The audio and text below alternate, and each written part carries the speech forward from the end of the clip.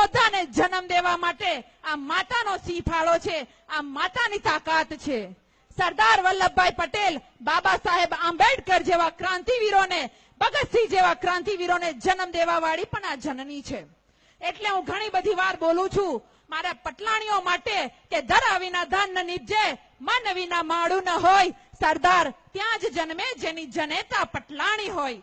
આવા શ્રી સરદાર વલ્લભભાઈ પટેલના ગુણગાન સાથે હું માતાઓને પણ નવાજું છું. ઘણી બધી એવી વાતો છે અને ઘણું બધું એવું કહેવું છે, પરંતુ સમયની પણ પાબંદી છે. મારે છેલ્લે તમને એટલું જ કહેવાનું છે કે આ ક્રાંતિમાં વિશ્વાસ રાખજો. 200 વર્ષ લડ્યા પછી આપણને આઝાદી મળી હતી, તો આપણે તો હજી 2 જ વર્ષ લડ્યા છીએ. આપણે લડવું પડશે. જો 200 વર્ષમાં પહેલા જ વર્ષે એ આપણા ક્રાંતિવીરોએ હથિયાર હેઠે મૂકી દીધા હોત ને, તો આજ પણ આપણે આ ભૂરિયાઓની ગુલામી કરતા હોત. પરંતુ ખુશી છે કે એ લોકો ભાગી ગયા, પરંતુ દુઃખ એ વાતનું છે આજે આપણા આપણને ગુલામ બનાવવા આવ્યા છે.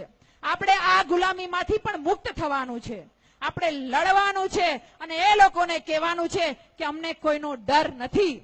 અને મારી માતાઓ 2017 યાદ રાખજો. આ હું તમને એટલા માટે કહું છું કે આપણી દાંતેડી હોય કે આપણા કુહાડિયા હોય કે આપણી તલવાર હોય, એનાથી આ લોકોના ખુરશીના ટાંગા નહીં વઢાય. આપણે માત્ર આપણી મત બેંકથી જ આ લોકોના ખુરશીના ટાંગા વાઢી અને ઘર ભેગીના કરી શકીશું. એટલા માટે 2017ની વાત કરું છું.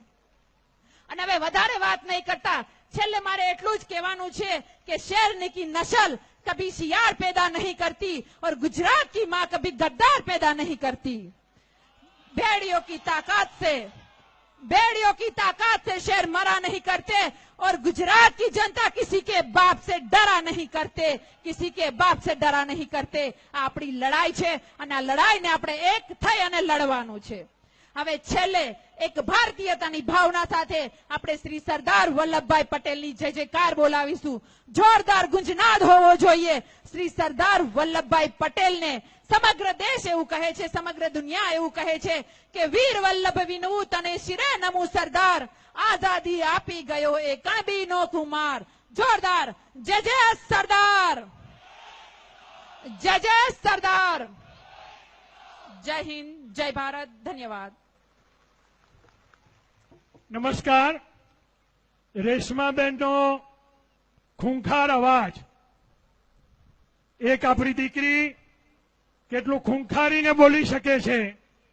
આપણે ફક્ત બેઠા બેઠા બૂથ